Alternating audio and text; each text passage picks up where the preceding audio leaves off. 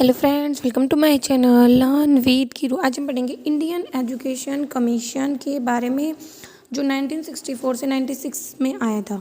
ठीक है, मतलब जो इन एजुकेशन कमीशन था उसका क्या रोल था, ठीक है, उसके क्या पैटर्न था, इसको है ना कोठारी कमीशन भी बोलते हैं और हम इसकी रिकमेंडेशन भी समझेंगे। ठीक है, तो कहते हैं कि जब थर्ड 5 ईयर प्लान ख़त्म हुए तो एक ज़रूरत महसूस हुई थी कि हमें जो भी हमारा एजुकेशनल सिस्टम है कंट्री का उसमें बदलाव करने होंगे, मतलब उसे रिव्यू करना होगा। ठीक है, तो इसीलिए इसको इनिशिएट करने के लिए fresh and more determined effort किए गए थे एजुकेशनल रिकंस्ट्रक्शन में। तो कहते हैं कि जो कोठारी कमीशन था 1964 से 1966 में वो अपॉइंट किया गया था एडवाइस करने के लिए गवर्नमेंट को नेशनल पैटर्न में एजुकेशन के लिए, क्योंकि इसने मतलब बहुत सारे पेज 1600 पेजों का क्या दिया था, एक रिकमेंडेशन दिया था।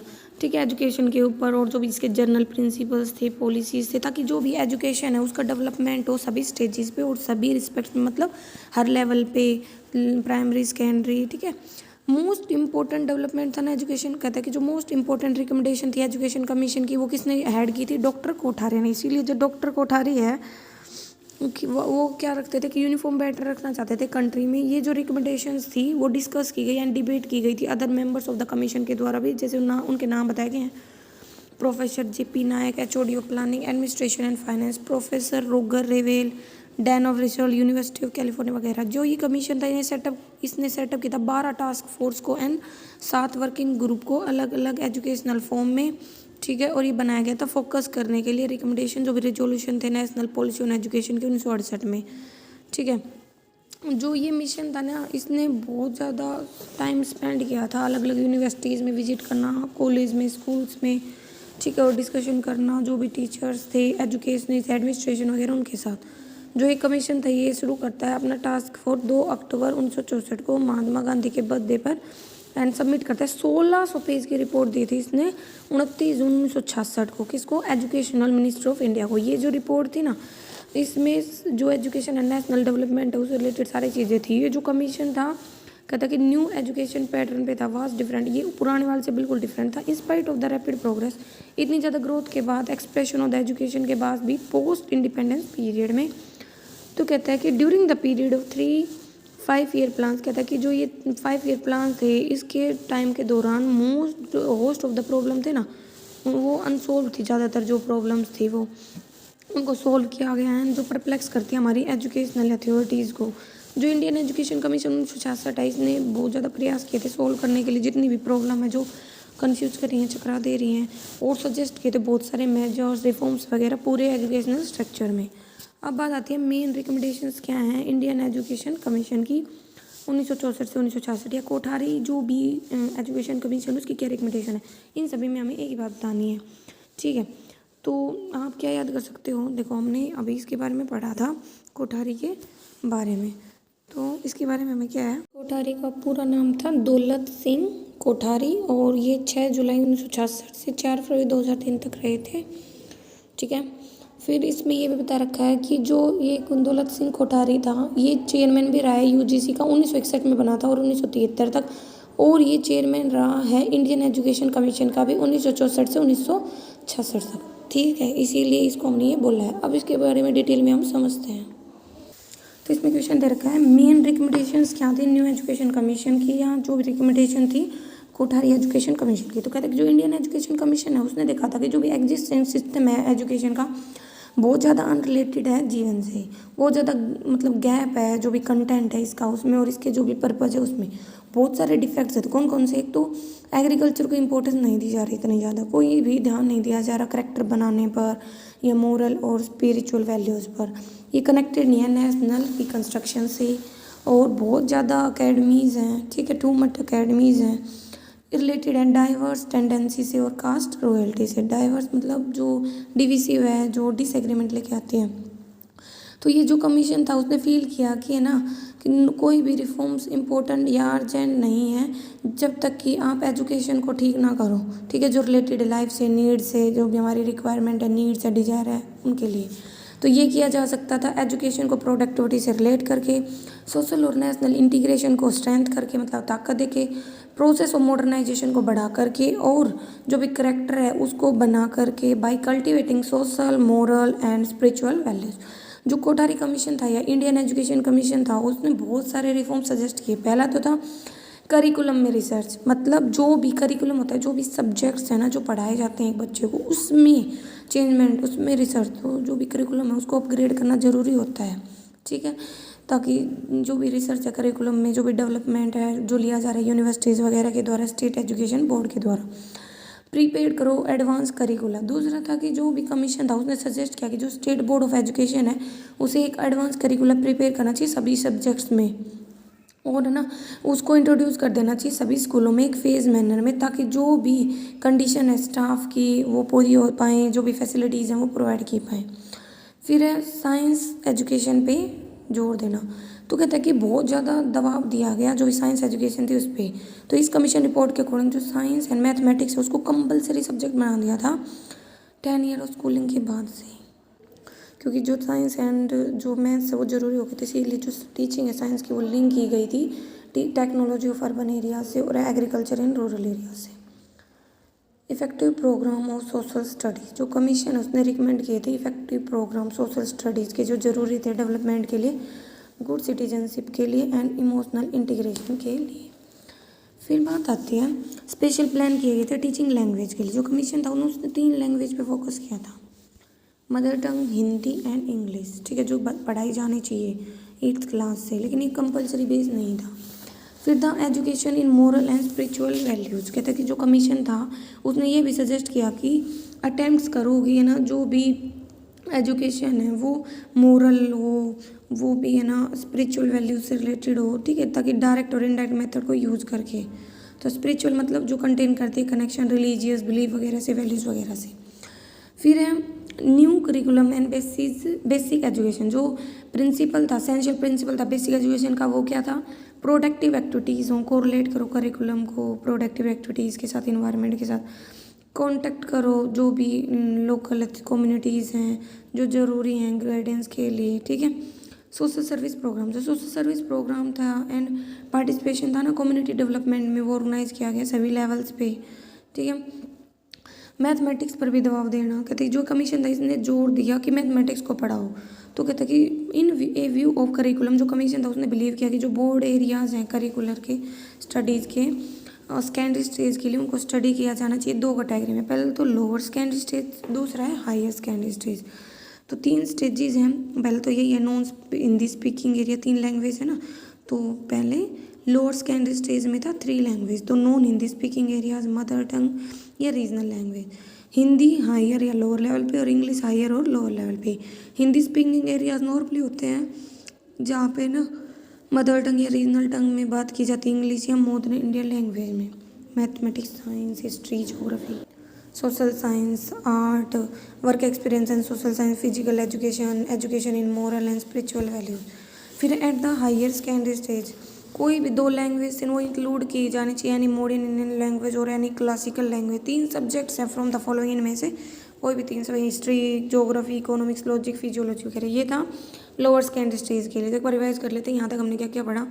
तो इसने रिकमेंडेशन दी कि जो भी करिकुलम है उसमें रिसर्च करो, ठीक है, एडवांस करिकुलम बनाओ, ठीक है, साइंस और मैथ के एजुकेशन पे फोकस करो, सोशल स्टडीज़ के लिए भी इफेक्टिव प्रोग्राम लेके आओ, टीचिंग लैंग्वेज को भी इम्पोर्टेंस देना है, मोरल एंड स्पिरिचुअल वैल्यू को भी बढ़ाना है, ठीक है, और जो नया करिकुलम है और जो बेसिक एजुकेशन है वो प्रोडक्टिविटी वगैरह को बढ़ाएं, ठीक है, मैथ पर जोर देना और जो भी सोशल सर्विस के प्रोग्राम है उन पर देना। फिर इसको ये 2 पार्ट में बांटता है, at lower secondary stage and at higher secondary stage. Higher पे ये कोई भी 3 सब्जेक्ट वगैरह है, और work experience, social service, physical education, art and craft, moral and spiritual values में एजुकेशन।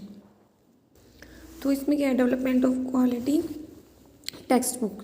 तो जो एजुकेशन कमीशन था वो बिलीव करता था कि ज़्यादातर जो भी स्कूल में जो सब्जेक्ट बुक का मटेरियल है ना वो बहुत बेकार क्वालिटी का है। ये जो बुक्स हैं कहता है there is no value education, यहाँ पे कोई वैल्यू एजुकेशन नहीं हो रहा, रिसर्च प्रिपरेशन की कमी है, ठीक है, और no mention of Indian scholars abilities को मेंशन नहीं किया गया है। इसीलिए जो कमीशन था उसने सजेस्ट किए थे कुछ रिकमेंडेशन इम्प्रूव करने के लिए टेक्स्ट बुक को। पहला है बेस्ट टैलेंट को अपॉइंट करना, क्योंकि जब टीचर को नॉलेज होगी तभी तो वो उनमें रिकमेंडेशन कर पाएगा, उनमें इम्प्रूवमेंट कर पाएगा, अपने व्यूज़ दे पाएगा।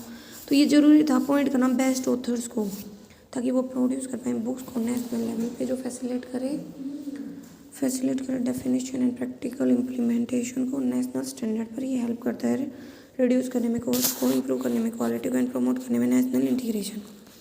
दूसरा ऑटोनोमियस ऑर्गेनाइजेशन फॉर टेक्स्ट बुक, जो मिनिस्ट्री ऑफ एजुकेशन है, ठीक है, ऑटोनोमिस मतलब सेल्फ गवर्निंग, तो उसे स्टेप लेनी चाहिए ताकि एस्टैब्लिश करे पब्लिक सेक्टर में एक ऑटोनोमिस ऑर्गेनाइजेशन जो फंक्शन करे कॉमर्शियल लाइन पे प्रोडक्शन के लिए टेक्स्ट बुक के।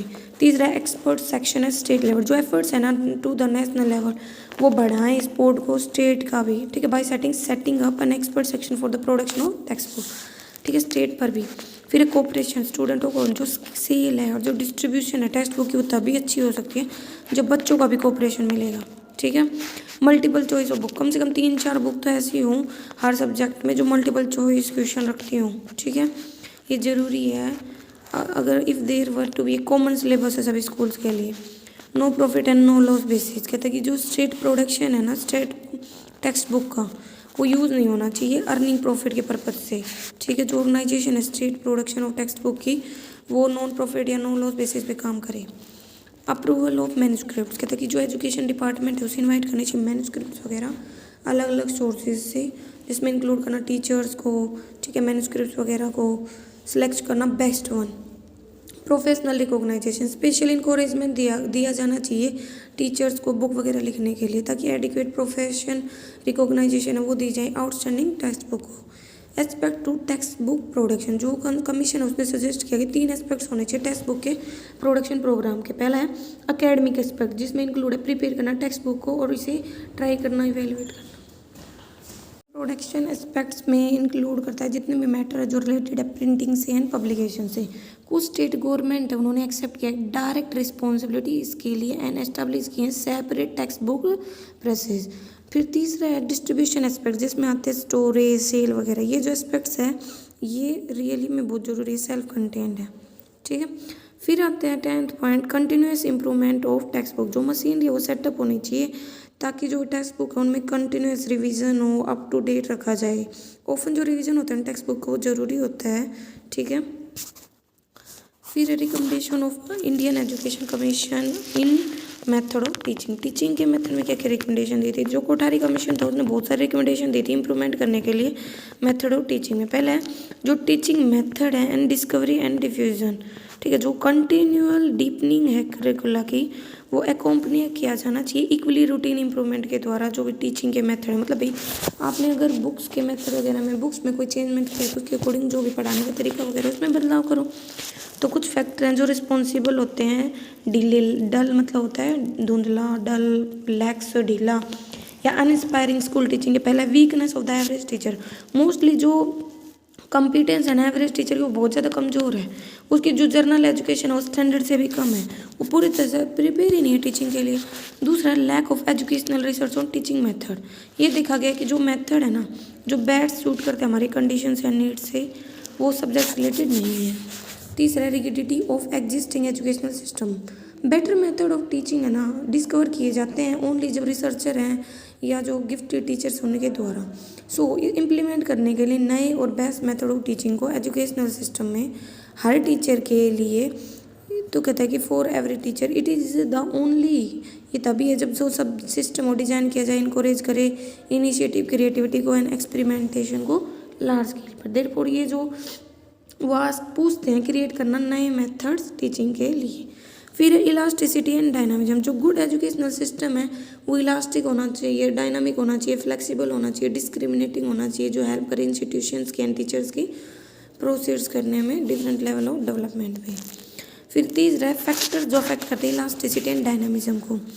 जो ये इलास्टिसिटी एंड डायनामिज्म ये पॉसिबल है ओनली इफ द जो एक्सपेरिमेंटिंग टीचर है वो सपोर्ट किए जाते हैं एडमिनिस्ट्रेटिव अथॉरिटी के द्वारा, इनकोरेज करने के लिए हेड ऑफ द इंस्टीट्यूशन के द्वारा, लीडरशिप प्रोवाइड की जाए ट्रेनिंग के लिए इंस्टीट्यूशन के लिए, एबिलिटी ऑफ टीचिंग मटेरियल। चौथा इनकोरेज करना diffusion of new teaching method, जो इलास्टिसिटी है स्कूल सिस्टम में वो लिटिल वैल्यू रखती है अगर कोई न्यू प्रैक्टिस डेवलप की जाती है and are not diffuse to school and teachers given skilled help in try out innovation. जो एजुकेशनल एडमिनिस्ट्रेशन है वो इनकोरेज हो सकती है जब डिफ्यूज किए जाएंगे नए टीचिंग मेथड्स। पहला है कंबाइनिंग परमिसिवनेस एंड परसुएशन, दूसरा है अप्रोच करना नए मेथड्स को, तीसरा है give necessary in service training देना टीचर्स को, such as workshop, demonstration, exhibition वगैरह। प्रोवाइड करना एडिक्वेट गाइड मटेरियल, ठीक है, जो कॉन्स्टेंटली रिवाइज किया जाएगा और इम्प्रूव किया जाएगा। पाँचवा है coordination between education department and media. जो एजुकेशन डिपार्टमेंट है वो काम करेंगे with media for the use of radio lesson वगैरह, सप्लीमेंट करना, प्रिंट करके गाइड मटेरियल को टीचर्स के लिए, उनके शिष्यों के लिए। जो नई टेक्निक है वो सुटेबल होनी चाहिए स्कूल को रन करने के लिए। फिर मल्टीपल क्लास टीचिंग रिसर्च है ना, वो भी यूज़ करनी चाहिए, ठीक है, तो कि जो भी प्रॉब्लम है टीचिंग की टेक्निक की वो भी सोल्व हो सके मल्टीपल क्लास टीचिंग के लिए। जो ट्रेनिंग इंस्टीट्यूशन है वो ओरिएंट होने चाहिए टीचर्स टू दिस टेक्निक्स, उनको पता होना चाहिए। Programme for immediate improvement of teaching. जो कमीशन वो सजेस्ट करे कि मतलब जो भी प्रोग्राम है वो हेल्प करे इमीडिएट इम्प्रूवमेंट के लिए, जो भी टीचिंग के मेथड्स वगैरह हैं, ठीक है। फिर कहता है कि यूज स्कूल वर्कशॉप वगैरह यूज़ करो, प्रोग्राम्स को यूज़ करो, ठीक है, ताकि जो भी वर्क एक्सपीरियंस है उसके अकॉर्डिंग जो यूज़ है स्कूल वर्कशॉप का, प्रोग्राम्स का, वर्क एक्सपीरियंस के, वो प्रिपेयर करता है, टीचिंग को हेल्प करता है जो भी स्कूल को चाहिए इटसेल्फ। फिर मैन्युफैक्चर करना सिंपल इक्विपमेंट वगैरह, उसके डिस्ट्रीब्यूशन, मैन्युफैक्चर और simple equipment of large scale for reduce करना कॉस्ट को, इसके डिस्ट्रीब्यूशन को स्कूल में शेयर करना, कॉस्टली इक्विपमेंट को नेबरिंग स्कूल्स में, कॉस्टली इक्विपमेंट है ना वो शेयर कर दिए जाने चाहिए स्कूल के द्वारा नेबरहुड में। एग्जाम्पल के लिए गुड लेबोरेटरी है स्कूल में, वो यूज की जा सकती है दूसरे के द्वारा। एक ग्रुप ऑफ स्कूल है, ठीक है, उसकी जो सर्कुलेटिंग लाइब्रेरी वगैरह वो सब। फिर improvement in education system. Indian education commission है, उसने बहुत सारे रिकमेंडेशन बताए थे इंडियन एग्जामिनेशन सिस्टम में इम्प्रूवमेंट के लिए। सॉरी एग्जामिनेशन है। New approach of evaluation. New approach मतलब इसमें आते हैं भाई रिटन एग्जामिनेशन के अलावा ऑब्जर्वेशन टेक्निक, ओरल टेस्ट लो, प्रैक्टिकल एग्जाम लो। इंटरनल असेसमेंट मतलब जो इंटरनल मार्क्स वगैरह लगाते हैं वो। तो जो एजुकेशन कमीशन है उस वो इम्पोर्टेंट पहले से रखता है इंटरनल असेसमेंट में to in the evaluation of pupil. Pupil मतलब स्टूडेंट होते हैं। इंटरनल असेसमेंट एंड कम्प्रीहेंसिव होना चाहिए, इंक्लूड करे सारे एस्पेक्ट स्टूडेंट की ग्रोथ के डेवलपमेंट के लिए। इसके लिए जो रिटन एग्जामिनेशन है वो कंडक्ट किया जाना चाहिए, ठीक है, और इम्प्रूव किया जाना चाहिए on the line of external examination. Other evaluation tools वगैरह है ना वो भी यूज़ किए जाने चाहिए।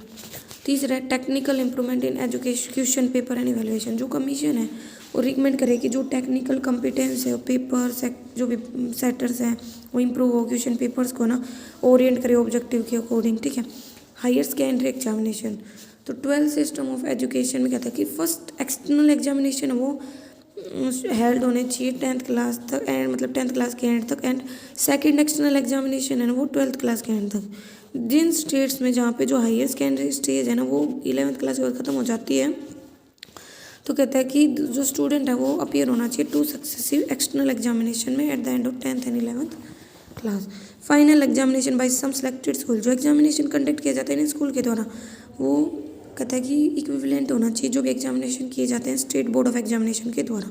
ये जो बोर्ड है इशू करे सर्टिफिकेट उन स्टूडेंट्स को, कैंडिडेट को इन स्कूल के, लेकिन जो सिलेक्शन है इन स्कूल्स का वो केयरफुली होना चाहिए। इस पर्पज़ के लिए क्राइटेरिया वगैरह भी सेट करना चाहिए, कमेटी वगैरह बनानी चाहिए। Nature of certificate. जो सर्टिफिकेट हैं वो इशू किए जाते हैं state board of school education के द्वारा। तो ये जो सर्टिफिकेट है ये इंक्लूड करे कि जो स्टूडेंट की परफॉर्मेंस अलग अलग सब्जेक्ट में, रिमार्क वगैरह जो भी है वो पास हुआ है, फेल हुआ है, वो सब होना चाहिए। इंडियन एजुकेशन कमीशन ने रिकमेंड किए हैं बहुत सारी गाइडेंस एंड काउंसलिंग। तो जो गाइडेंस एंड काउंसलिंग स्कूल में वो बताइए। विदाउट गाइडेंस और काउंसलिंग के जो एक स्टूडेंट है वो एबल नहीं है मतलब आगे स्टडी के लिए एक लेवल को, एक वे को चूज़ करने में। दैट्स इज वाई ये कंपलसरी है स्टूडेंट के लिए टाइम टू टाइम। जो कमीशन वो रिकमेंड करता है कुछ point in report. Aim and scope of guidance service. जो गाइडेंस सर्विसेज हैं वो बहुत ज़्यादा वाइडर स्कोप एंड फंक्शंस रखती हैं, ठीक है, then that of assisting student in making educational and vocational choice. ये हेल्प करती है स्टूडेंट्स को बेस्ट पॉसिबल एडजस्टमेंट करने में situation in the exam educational institution. दूसरा है गाइडेंस एट प्राइमरी स्टेज। ये सही है कि जो गाइडेंस है ना वो शुरू होती है lowest class of primary school से। ये हेल्प करती है स्टूडेंट्स की सेटिस्फैक्ट्री ट्रांजिशन करने में होम टू स्कूल में। In case of gifted backward and physically handicap और ड्रॉप आउट स्टूडेंट, लगा लो भाई कोई फिजिकली नहीं या किसी ने ड्रॉप आउट ले रखा बीच में गैप वगैरह है, गाइडेंस गाइड करती है ऐसे स्टूडेंट्स को राइट डायरेक्शन में। कुछ सजेशंस हैं बिगिनिंग में गाइडेंस के प्राइमरी स्कूल में। पहले फैमिलाइज करना टीचर्स को अंडर ट्रेनिंग, डायग्नोज करना मतलब डायग्नोस्टिक टेस्टिंग को यूज़ करना, मतलब जो भी प्रॉब्लम है उनको पता करने से रिलेटेड। प्रोड्यूस करना ऑक्यूपेशनल लिटरेचर को हेल्प करना स्टूडेंट की पेरेंट का चॉइस करने फर्दर एजुकेशन से। ऑर्गेनाइज करना इन सर्विस कोर्स को प्राइमरी टीचर्स के लिए। वोकेशनल मतलब जो कनेक्ट होता है स्किल से, नॉलेज से, ठीक है। फिर गाइडेंस इन सेकेंडरी स्टेज पे जो गाइडेंस है ये हेल्प करती है एडोलसेंट पीपल्स की, मतलब जो बड़े हैं अडल्ट स्टूडेंट हैं उनकी आइडेंटिफाई करने में, डेवलपमेंट जो भी एबिलिटीज इंटरेस्ट उसका ये हेल्प करती है स्टूडेंट्स के अंडरस्टैंड करने में उनके पोटेंशियल को, लिमिटेशंस को, ठीक है, to the holistic work at the level of their ability to gain information educational and vocational opportunity and requirement के बारे में। जो गाइडेंस ये हेल्प करती है हेड मास्टर्स की, टीचर्स की समझने में उनके स्टूडेंट्स को इंडिविजुअल लेवल पे। जो ये कमीशन है ये कुछ रिकमेंडेशन देता है इसके रिगार्डिंग। पहला है minimum guidance services to all secondary school. एक मिनिमम गाइडेंस सर्विस है ना वो अवेलेबल होनी चाहिए सभी सेकेंडरी स्कूल्स में, ठीक है। हैविंग वन विजिटिंग स्कूल हो, एक काउंसलर हो हर 10 स्कूलों में जो रीजनेबल डिस्टेंस पे हैं एक दूसरे से, एलोकेट करना सिंपल गाइडेंस फंक्शंस वगैरह।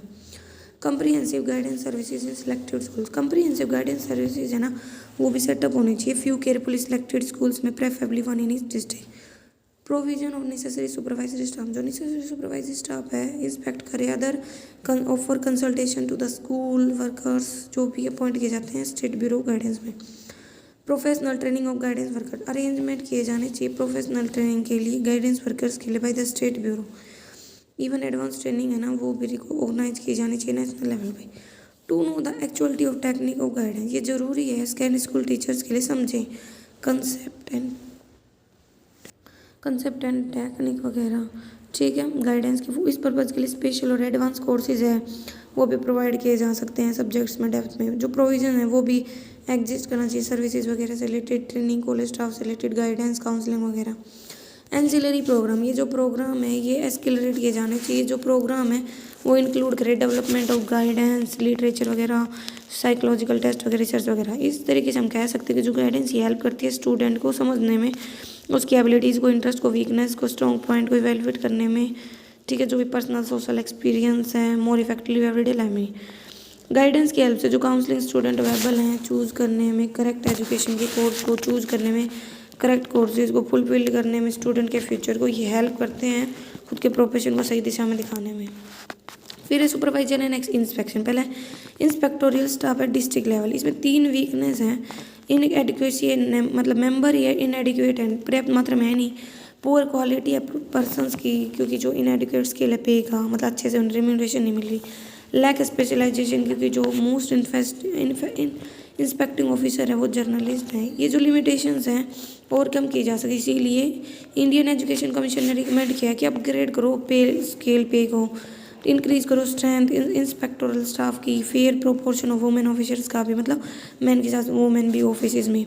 मच पावर होनी चाहिए हेड मास्टर्स के पास। एडिक्वेट स्टेटस दिया जाना चाहिए डिस्ट्रिक्ट एजुकेशनल ऑफिसर को।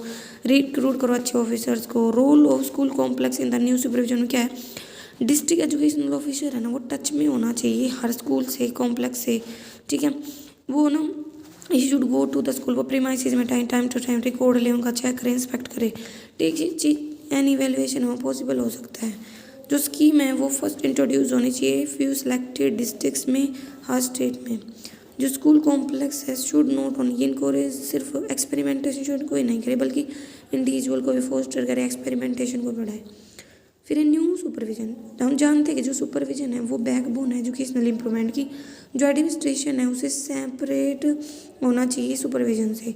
इनफैक्ट हर स्कूल में ना 2 टाइप के इंस्पेक्शन होते हैं। पहला तो है एनुअल इंस्पेक्शन, ये कैरी किया जाता है ऑफिसर्स के द्वारा district school board for primary schools के लिए, स्टेट एजुकेशन डिपार्टमेंट के लिए, हर सेकेंडरी स्कूल में। सेकेंडरी को हम बोलते हैं ट्रेनियल इंस्पेक्शन, मतलब जो डिस्ट्रिक्ट एजुकेशनल ऑफिसर वगैरह अपॉइंट किए जाते हैं, एक पैनल होता है 2 या 3 हेड मास्टर्स का, टीचर्स का, प्राइमरी सेकेंडरी स्कूल्स के लिए। जो प्रोविजन है गाइडेंस के लिए एंड एक्सटेंशन सर्विसेज के लिए स्कूल्स के लिए, वो मेजर रिस्पॉन्सिबिलिटी बन सकते हैं न्यू सुपरविजन का। इवन इन सर्विस ट्रेनिंग ये भी देनी चाहिए हर सुपरवाइजर एंड एडमिनिस्ट्रेटिव ऑफिसर्स को by state institute of education and national staff course of educational administrator.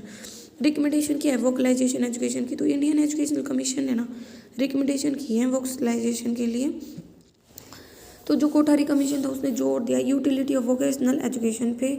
कुछ सजेशंस थे इस रिगार्ड में। पहला है we have not yet fully, हम पूरी तरह से वोकेशनल एजुकेशन पे हमने जोर नहीं दिया सेकेंडरी स्टेज पे। जो सेकेंडरी एजुकेशन है वो वोकेशनलाइज होना ज़रूरी है, ठीक है, जो भी मीन्स हमारे पास जो भी साधन वगैरह अवेलेबल है उनसे।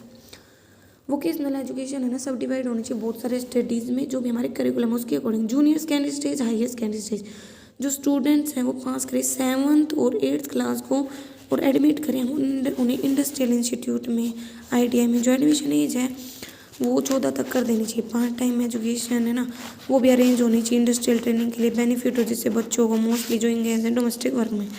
हायर सेकेंडरी स्टेट जो पॉलीटेक्निकल इंस्टीट्यूशन है वो इस्टेब्लिश होने चाहिए स्टूडेंट के लिए जो पास कर चुके हैं सेकेंडरी स्कूल क्लासेस को।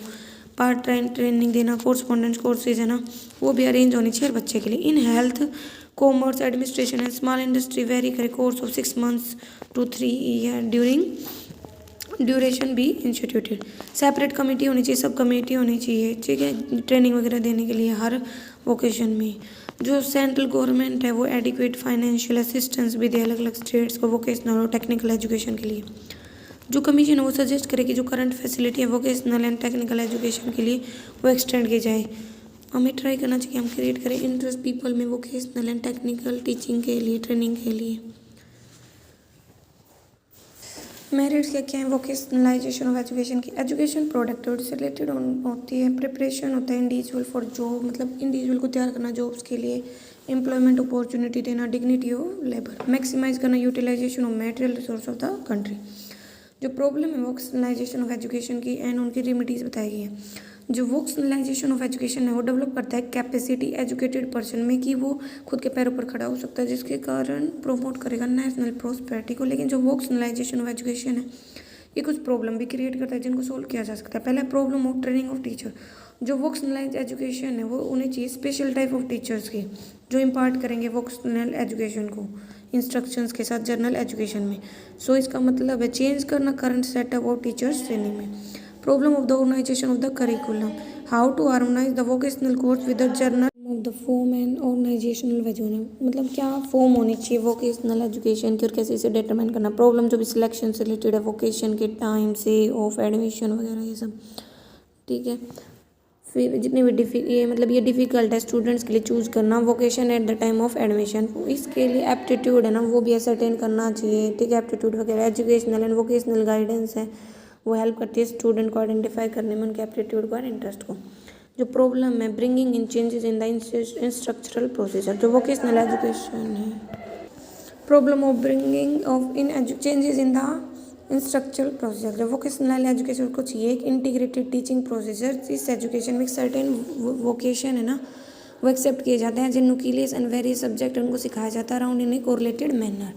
Problem of administration and centre until now जो जनरल एजुकेशन है वो कंट्रोल में है गवर्नमेंट ऑफ एजुकेशन डिपार्टमेंट के। आफ्टर वोकेशनलाइजेशन जो गवर्नमेंट एजुकेशन डिपार्टमेंट है alone can not control education. जो प्रॉब्लम है वर्कशॉप की, लेबोरेटरीज एंड अदर इक्विपमेंट की। After vocationalisation of education her school है उसको चाहिए कुछ workshop, laboratories, other equipment, but जो ट्रेडिशनल स्कूल है उनमें रिक्वायर्ड फैसिलिटीज़ की कमी है। तो सेकेंडरी एजुकेशन है ना उसको वोकेशनलाइज करना जरूरी है लार्ज स्केल पर, यूनिवर्सिटी स्टेजेस पर, ताकि जोर दे पाएँ, पैलेस कर पाएँ एग्रीकल्चर पे, टेक्निकल एजुकेशन पे। बहुत सारे पार्ट टाइम और फुल टाइम फैसिलिटी हैं वोकेशनल एजुकेशन में जो दी जानी चाहिए, ठीक है, at lower level and higher secondary level, ताकि जो भी बॉयज़ एंड गर्ल्स की नीड है अर्बन रूरल एरिया में वो पूरी हो पाए।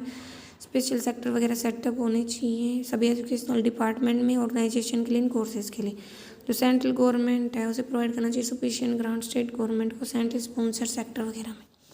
तो ये हमारा पहला क्वेश्चन था, आप इसको समझ सकते हैं। Thank you.